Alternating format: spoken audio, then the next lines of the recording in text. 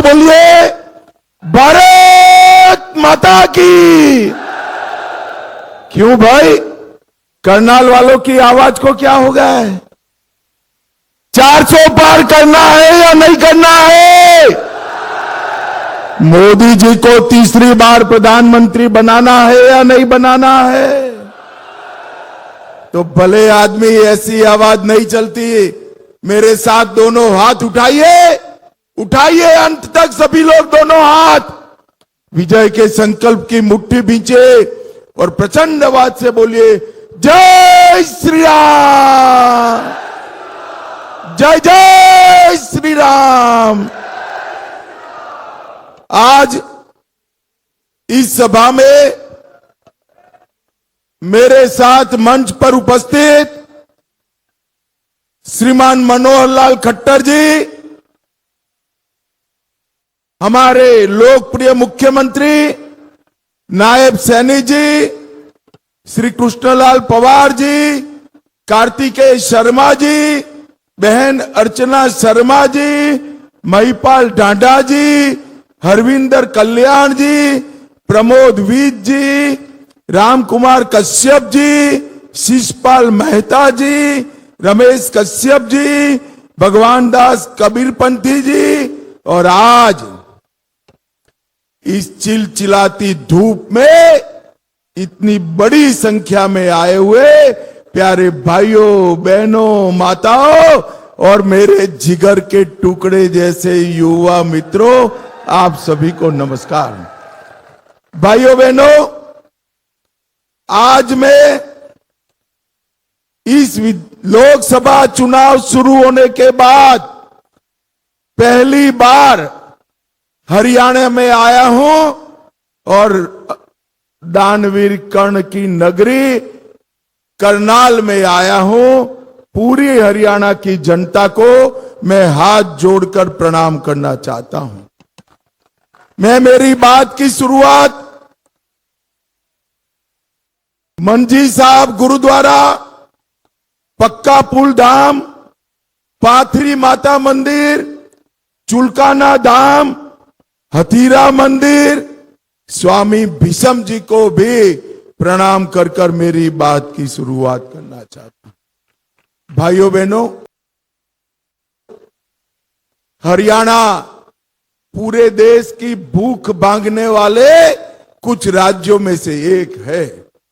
देश भर में अन्न के भंडार भरे रहते हैं, इसमें सबसे बड़ा योगदान मेरे हरियाणा के किसानों का है। इसके साथ साथ देश की सीमाओं की सुरक्षा, आज हम निश्चिंत होकर चैन की नींद सो रहे हैं क्योंकि मेरा हरियाणा का वीर जवान सीमा पर भारत माता की रक्षा करता है। और तीसरा, खेल कोई भी हो, खेला कहीं भी जाता हो, राष्ट्रीय हो अंतरराष्ट्रीय हो, मेडलों की सूची देखिए तो मेरे हरियाणा के धाकड़ खिलाड़ी नंबर 1 दिखाई पड़ते हैं। और ये तीनों के लिए हमारे मोदी जी ने बड़े बड़े काम किए। सबसे पहले इतने सालों से 1 रैंक 1 पेंशन हमारे जवान और उनके परिवार मांगते थे। कांग्रेस सरकार 40 साल से 1 रैंक 1 पेंशन का मसला हल नहीं करती थी।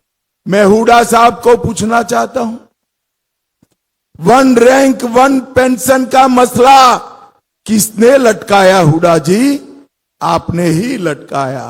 हरियाणा वालों, मोदी जी ने आपने 14 में प्रधानमंत्री बनाते ही पहली ही टर्म में 1 रैंक 1 पेंशन को समाप्त करने का काम नरेंद्र मोदी ने किया।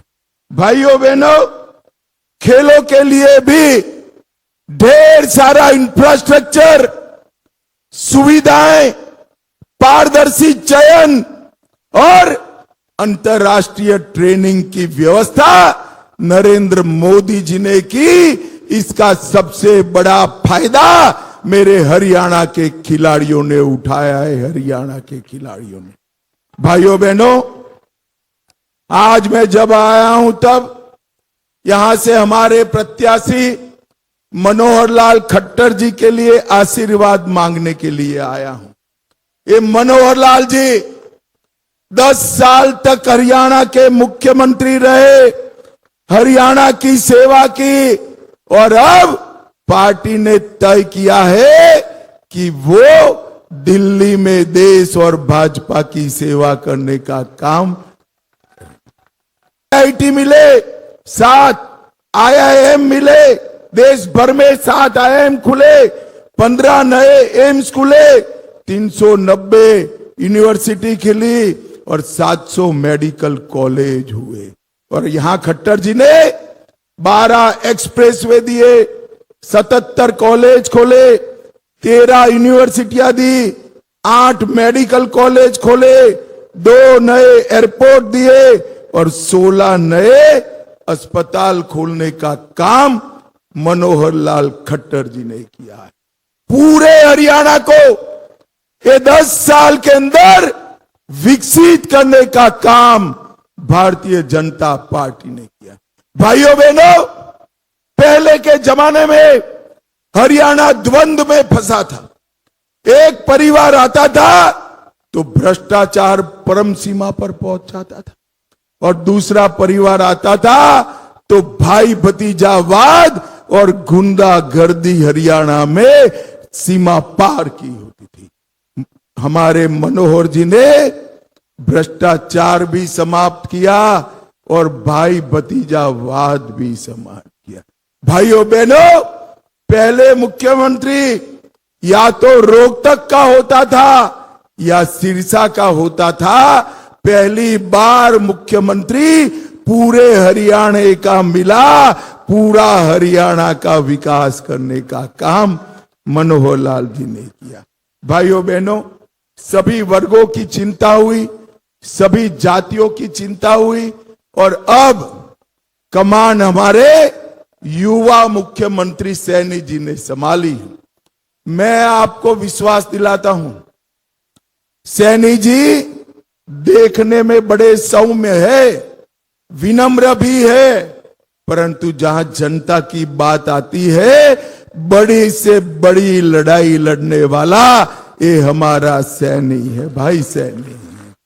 और करनाल वालों, मैं करनाल वालों को कहने आया हूं, आपका मुख्यमंत्री हमने ले लिया, परंतु आपको मुख्यमंत्री देने का काम भी हम ही कर रहे हैं।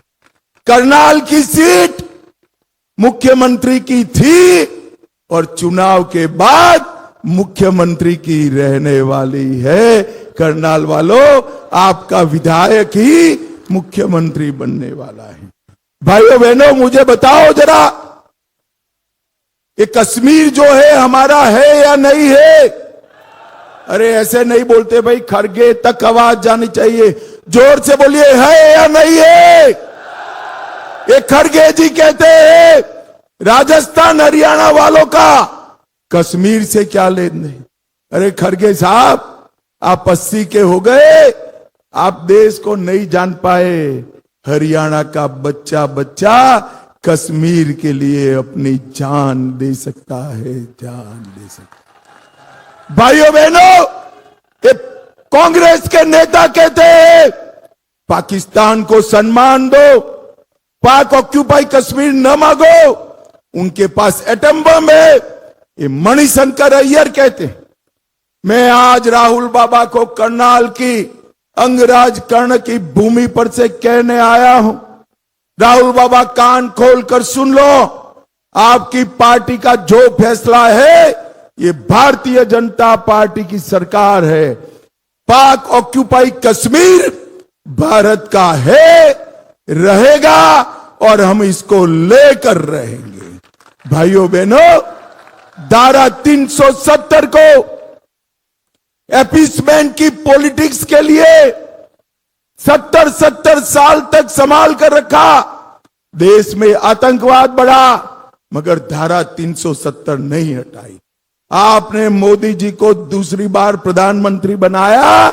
मोदी जी ने 5 अगस्त 2019 को धारा 370 को समाप्त कर दिया भाइयों, समाप्त कर दिया। और आज शान से कश्मीर में हमारा तिरंगा लहर रहा है।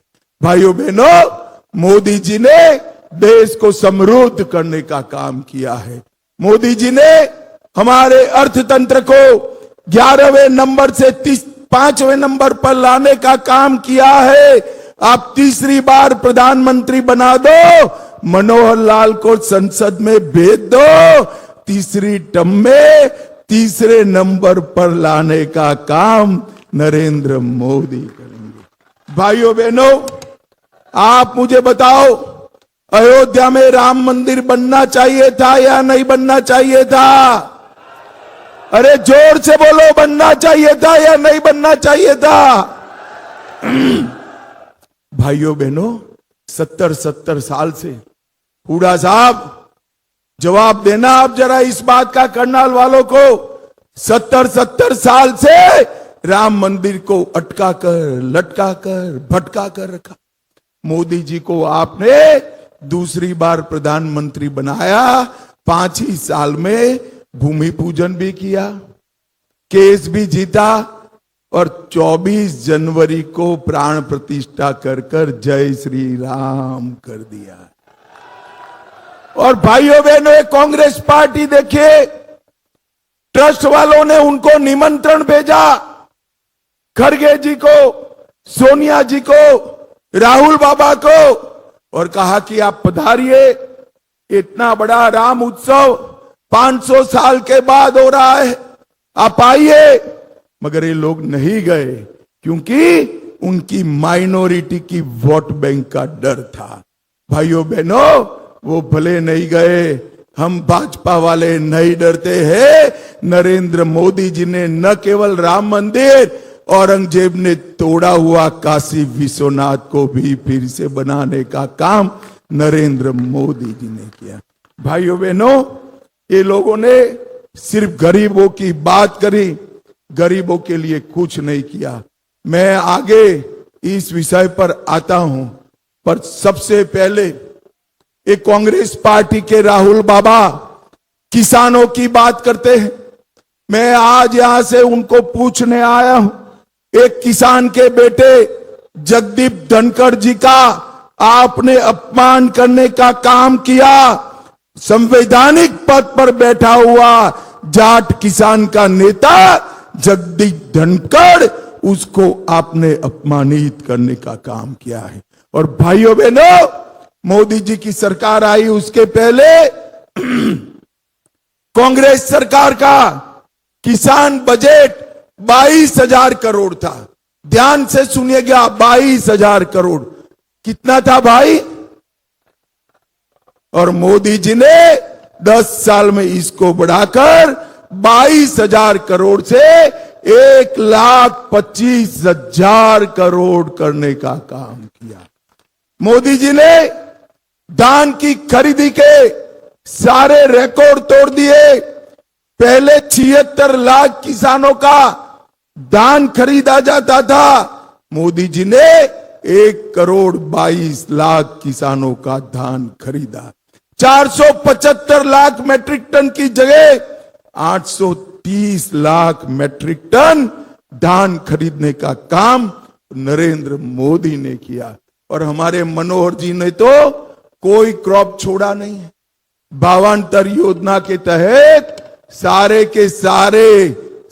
के सारे क्रॉप को मनोहर जी ने किसान को एमएसपी देने का काम मनोहर लाल खट्टर जी ने किया है। भाइयों बहनों, मैं आज यहां आया हूं तब करनाल की भी बात करना चाहता हूं। करनाल के अंदर ढेर सारे विकास के काम हुए। स्मार्ट सिटी करनाल को बनाया गया, 57 योजनाएं ली, उसमें से 52 पूरी।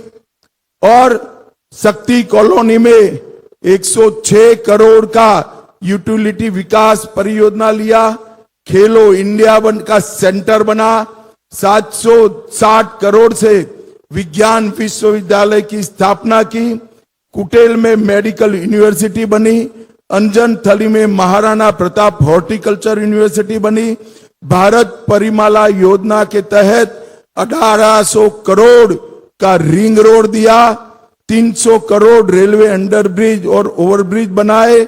रैपिड रेल जल्दी से शुरू होगी और बैटल ऑफ पानीपत का म्यूजियम भी बनाने का काम हमारे मनोहर जी ने किया।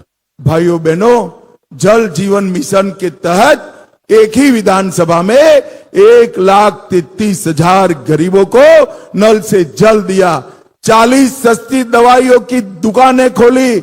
40,000 गरीबों को शौचालय दिया। 36,000 माताओं को गैस का सिलेंडर दिया और 20 लाख लोगों को 5 किलो अनाज प्रति व्यक्ति प्रति माह मुफ्त में देने का काम नरेंद्र मोदी जी ने किया है। और करनाल वालों, मुझे बताओ भाई, कोरोना का दोनों टीका आपका लगा है या नहीं लगा है? अरे ऐसे क्या बोलते हो भाई? अगर दोनों टीका लगा है तो हाथ उठाकर बताओ, लगा है या नहीं लगा है? किसी को 25 पैसा भी देना बेटा, न बिजली न बीमा, हम किसानों को तो धोखा ही मिला वोट के बदले। और पापा आपको? बिचौलिए। पर हमें तो मिला है मोदी। बस एक वोट दिया था। अपने हरियाणा में फसल का पैसा और किसान सम्मान निधि सीधा खाते में आ जाती है। सबसे ज्यादा फसलों पर MSP मिलती है। खाद बीज की कभी कभी नहीं होती। सिर्फ तारीफ ही नहीं, वोट भी दो बच्चों, तभी तो आएगी मोदी सरकार। कमल का बटन दबाएं, भाजपा को जिताएं। बीमार हो जाओगे, ये तो अच्छा है। हरियाणा और करनाल वाले सुनते नहीं है। सबने टीका लगा दिया, देश भर ने लगा दिया। जब राहुल बाबा को मालूम पड़ा, पूरे देश ने ले लिया। एक दिन रात को बहन प्रियंका के साथ जाकर अंधेरे में खुद भी टीका लगाए। अरे शर्म करो, शर्म करो। कोरोना जैसी महामारी में राजनीति करते हो। राहुल बाबा, ये देश की ये परंपरा नहीं है। देश पर जब संकट आता है तो सब एकजुट होकर इसके सामने लड़ते हैं। आपने ओछे स्तर की राजनीति का परिचय दिया है। भाइयों बहनों, मोदी जी ही तीसरी बार प्रधानमंत्री बनने वाले हैं। परंतु मुझे बताओ, 1 मिनट के लिए सोच लो कि घमंडिया गठबंधन इंडी अलायंस को बहुमत मिला तो उनका प्रधानमंत्री कौन होगा? बताओ तो जरा, कोई नाम है? अरे करनाल वालों बताओ, कोई नाम है क्या? चलो मैं एक एक कर पूछता हूं। शरद पवार बन सकते हैं क्या? अरे जोर से हाँ ना बोलना भाई, बन सकते हैं क्या? ममता बनर्जी बन सकती है क्या? स्टालिन बन सकते हैं क्या? अरविंद केजरीवाल बन सकते हैं क्या? उद्धव ठाकरे बन सकते हैं क्या? अब हंसना मत, जरा भी मत हंसना। राहुल बाबा बन सकते हैं क्या? अरे क्यों हंसे यार आप? वो बड़े नेता है कांग्रेस के भाई, मगर बताओ बन सकते हैं क्या? ये लोग, इनके पास नेता भी नहीं है, नीति भी नहीं है। एक पत्रकार ने उनके नेता को पूछा, कौन प्रधानमंत्री बनेगा आपका? तो उन्होंने कहा, बारी बारी हम 5 लोग 1-1 साल बन जाएंगे। अरे करनाल वालों, ये राहुल बाबा समझते नहीं है, ये परचूरन की दुकान नहीं है। 130 करोड़ का महान भारत देश है, महान भारत देश है। यहां प्रधानमंत्री ऐसा चाहिए जो पाकिस्तान को मुंह तोड़ जवाब दे।